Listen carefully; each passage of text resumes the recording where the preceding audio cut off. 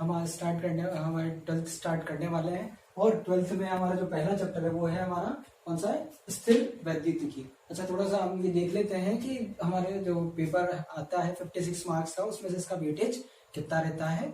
ठीक है, इसमें से कितने क्वेश्चन आते हैं, किस प्रकार आते हैं, तो देखते हैं। पार्ट 1 2 3 4 मिला के पूरे कितने मार्क्स के, 7 मार्क्स के। ठीक है, अब इसमें से ना एक तो इसमें से एक शॉर्ट, जो पहला क्वेश्चन आपका आता है वो शॉर्ट आता है, वेरी शॉर्ट जो आता है, वेरी शॉर्ट वाला आता है, और एक लॉन्ग भी इसमें से आ सकता है। ठीक है, तो हम पहला चैप्टर हमारा स्टार्ट करने वाले हैं। ठीक है, अब देखिए ये हमारे पास वैद्युतिकी एक शाखा होती है, वैद्युतिकी भौतिक विज्ञान की एक शाखा होती है। इसकी भी 2 शाखाएं होती है।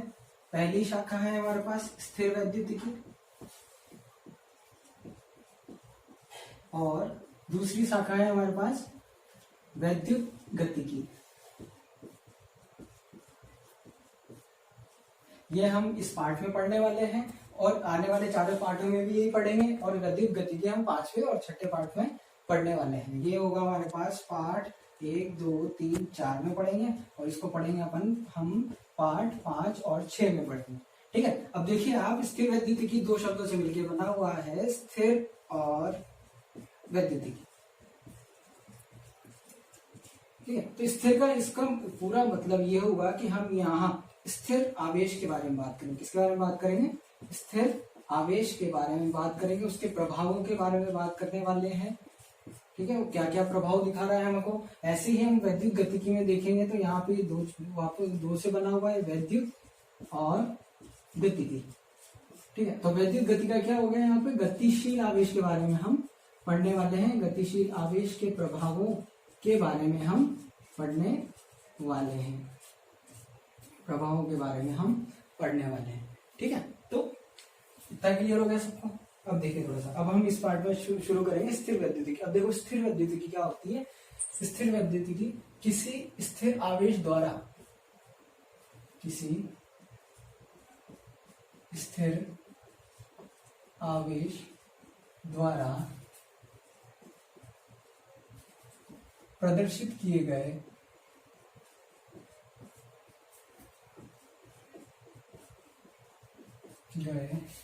वैद्युत व चुंबकीय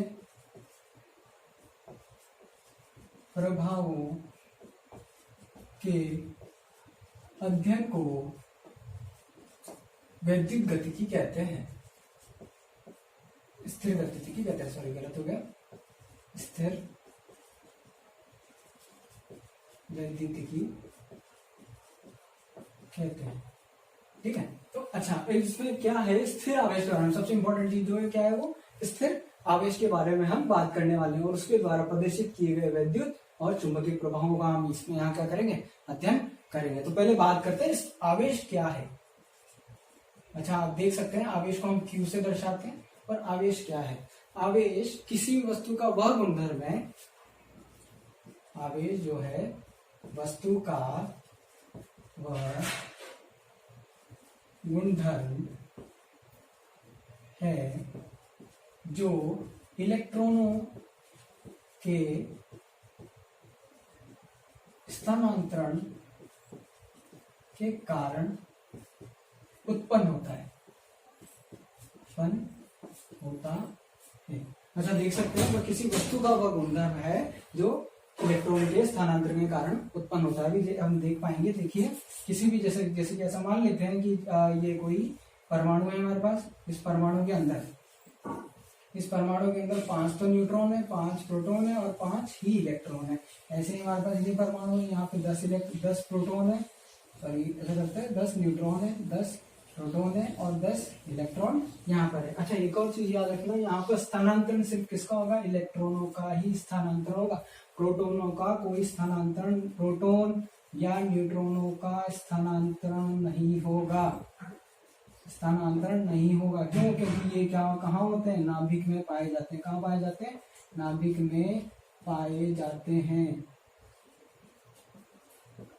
समझ आ रहा है, ठीक है। तो अब देखो यहाँ से हमने ऐसा करते हैं, यहाँ से 2 इलेक्ट्रॉन निकाल के हमने 2 इलेक्ट्रॉन निकाल के कहाँ रख दिए, कितने इलेक्ट्रॉन रखे, 2 इलेक्ट्रॉन। तो देखो इधर देखो, यहाँ कितना बचे 5 न्यूट्रॉन 5 प्रोटॉन और दो इलेक्ट्रॉन चले गए तो कितना बचा यहाँ पे 3 इलेक्ट्रॉन यहाँ बचे। और इधर ये इसको बोल देते ए, इसको बोल देते बी, तो ये हो गया ए और इधर बोल देते अपन ये बी। तो देखिए यहाँ हो गया 10 न्यूट्रॉन 10 प्रोटॉन और 2 इलेक्ट्रॉन जुड़े तो कितने हो गए 12 इलेक्ट्रॉन। अब ये देखो यहाँ पर प्रोटॉनों की संख्या इलेक्ट्रॉनों की संख्या से अधिक है और यहाँ पर इलेक्ट्रॉनों की संख्या ऐसे ऐसे देख सकते हैं अपन 10 प्रोटॉन इधर है और 12 इलेक्ट्रॉन इधर है। यहाँ प्रोटॉन की संख्या अधिक है, यहाँ इलेक्ट्रॉनों की संख्या अधिक है। तो इसके ऊपर जो आवेश आएगा वो कौन सा आवेश आएगा, क्योंकि प्रोटॉन कैसे होते हैं धनावेशित होते हैं, तो यहाँ पे जो आवेश आएगा वो क्या आएगा धनावेशित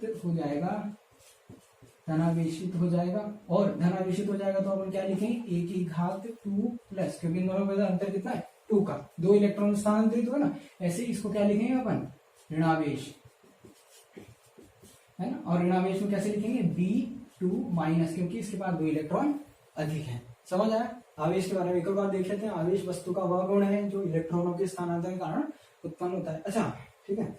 और प्रोटॉन और न्यूट्रॉन का स्थानांतरण नहीं होता है, क्यों, क्योंकि नाभिक में पाए जाते हैं और इलेक्ट्रॉन जो है बाहर नाभिक के बाहर पाए जाते हैं।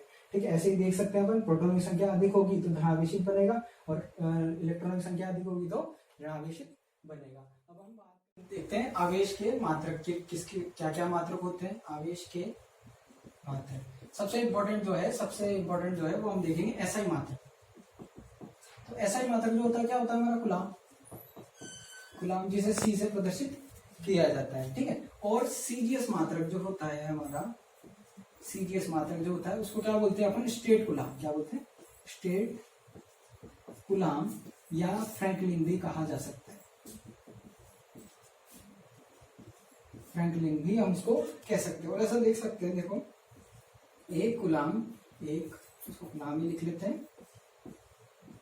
एक कुलाम बराबर 3 × 10⁻10 फ्रैंकलिन हमको प्राप्त होता है। तो ये सीजीएस और एसआई मात्रक के मध्य हमने संबंध बताया है। ठीक है, अच्छा इसकी विमा हम देखेंगे। अच्छा एक और चीज, सबसे बड़ा मात्रक आवेश का सबसे बड़ा मात्रक सबसे बड़ा जो मात्रक होता है, सबसे बड़ा मात्रक कौन सा होता है फेराडे। अभी देखते हैं एक फेराडे बराबर, देखिए कितना ज्यादा होता है, एक फेराडे बराबर 96500 कुलाम होता है, इतना अधिक होता है। समझ पा रहे हैं आप, एक फेराडे बराबर 96500 कुलाम होता है। अच्छा इसकी आवेश की विमा के बारे में बात करेंगे अपन। तो देखिए आवेश की विमा, तो हम ये जानते हैं कि विद्युत धारा जो होती है उसका सूत्र क्या होता है। विद्युत धारा का आपने पढ़ा होगा 9th में, I बराबर Q/T, मतलब आवेश विद्युत धारा बराबर आवेश बटे समय। तो अगर हमको Q का मान निकालना है तो Q बराबर क्या हो गया IT। अच्छा विमा की बात करेंगे तो देखिए इधर Q की विमा देखिए और इधर I की विमा क्या हो, I की विमा और इधर T की विमा। तो Q की विमा जो है किस प्रकार प्राप्त होती है। I की विमा क्या होती है, I क्या है एक मूल भौतिक राशि है तो A1 हो जाएगी। T की समय की विमा T1। तो Q की विमा आवेश की जो विमा होती है वो क्या होगी हमारे पास A1 T1। इतना सबको समझ में आया। ठीक है, अच्छा अब बात करते हैं अपन आवेश के गुणधर्मों की। आवेश के गुणधर्म, ठीक है। अच्छा पहला ये है हमारे पास कि आवेश 2 प्रकार के होते हैं, जो मैं बता चुका हूं आपको। आवेश 2 प्रकार के होते हैं। कौन कौन से होते हैं, धनावेश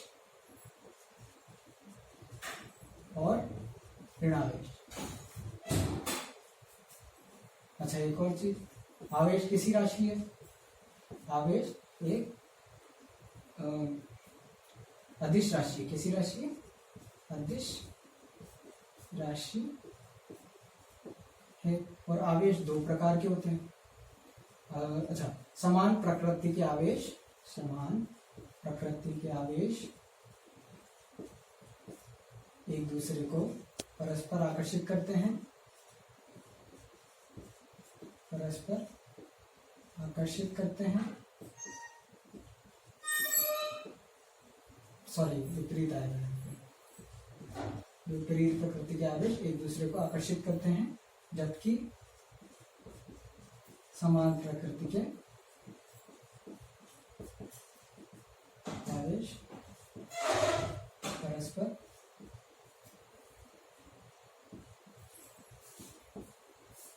प्रतिकर्षित करते हैं।